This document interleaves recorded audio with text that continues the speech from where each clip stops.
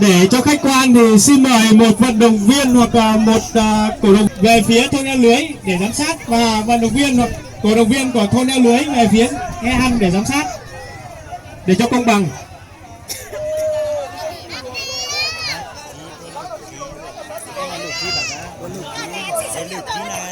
Mời các vận động viên chúng ta nắm tay để chuẩn bị thi đấu.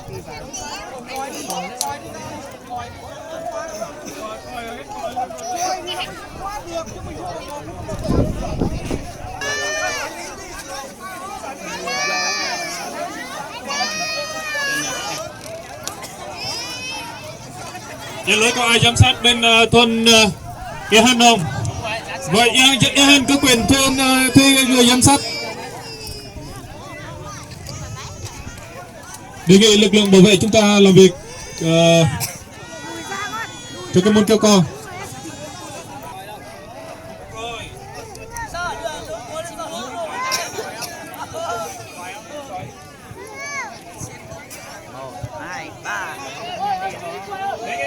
Khi còi thổi còi thì chúng ta mới được kéo được chưa?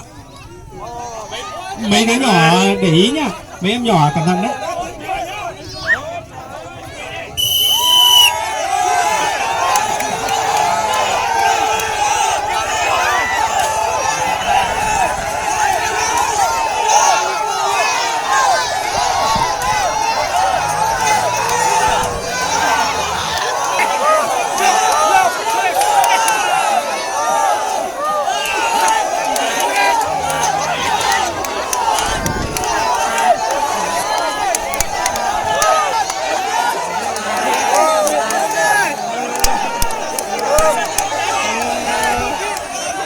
Hai đội nổi sân đề nghị toàn điểm 3 mét so với đường dây kéo.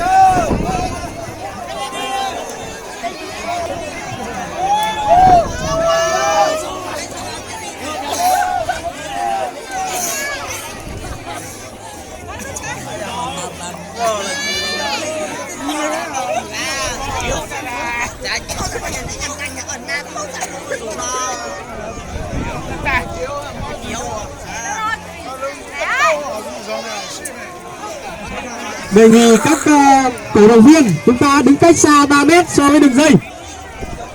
Chị đứng lùi ra đi.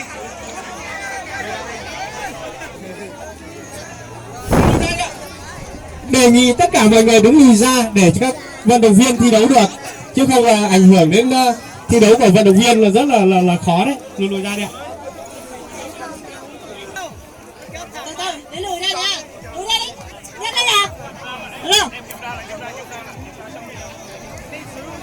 Từ từ đã Thành ơi, bây giờ đề nghị bên đây là chúng ta lùi ra. Ôi trời ơi, sao cái kéo mẻ lên. Đó nè. Xin nè. Cái con lùi xuống nè, xuống tay. Tao bán cái trụ cột, khóa bên này nha, bên cái này lùi đi.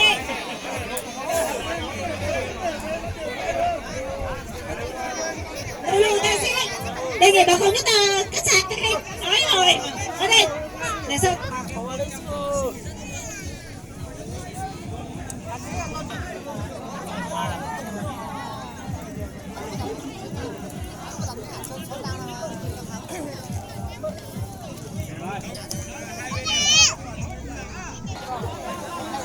Em lưới rơi ra đi ạ.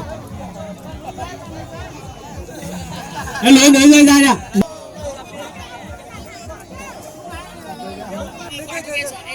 Em ăn xong chưa? Em lưới được chưa?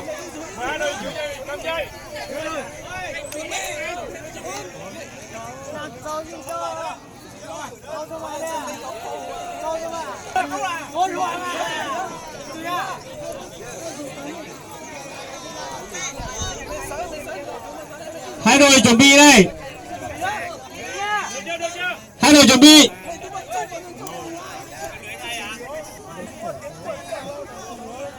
Đếm số người xem đúng năm đúng mũi chưa? Nơi một tiếng rồi.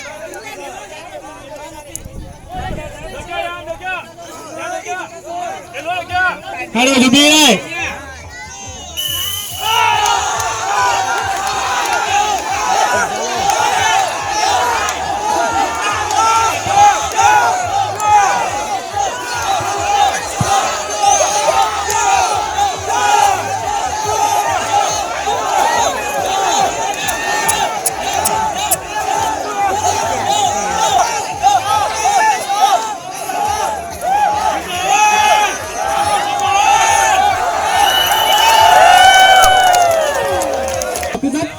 Thủ trưởng nữa ạ. Máy 6 bắt chỗ cái hả nào?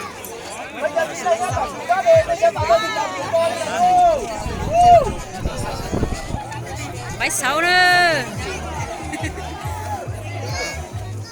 Xin mời vận động viên của Quy Đất và Na Hứa vào sân thi đấu.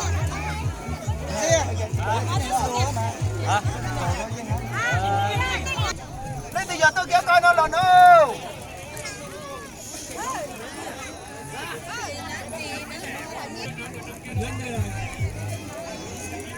Xuân.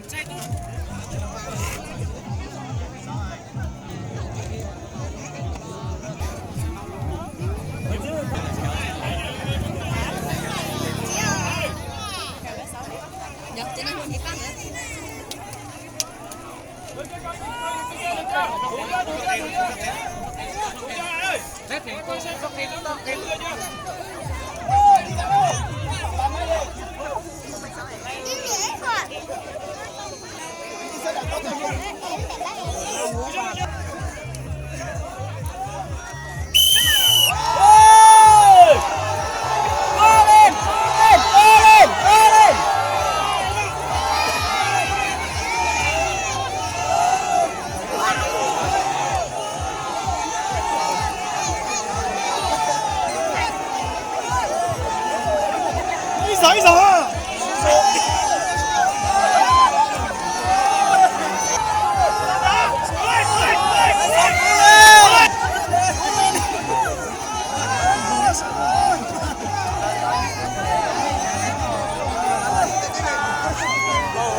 Xin gió đây, lấy gì đó? Xin gió đâu? Quan trái mà.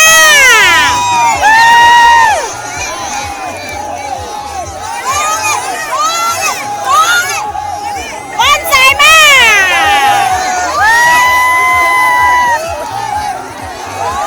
Xin gió. Để cho các vận động viên họ dễ thi đấu chứ không rất là khó này.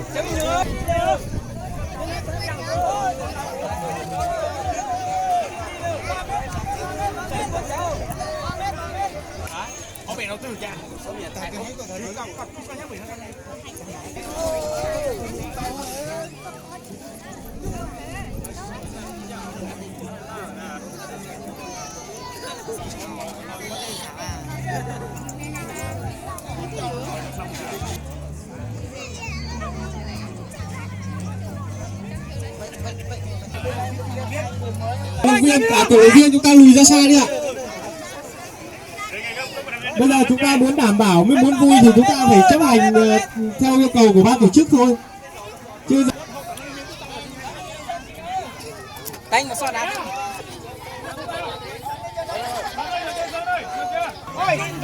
Rồi.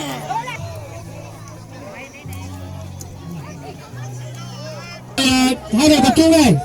Hai đội ý. Trong này.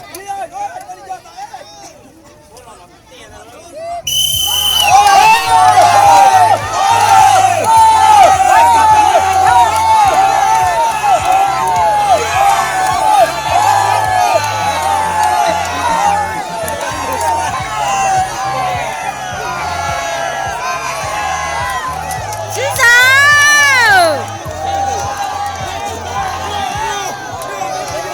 Xin gió đó.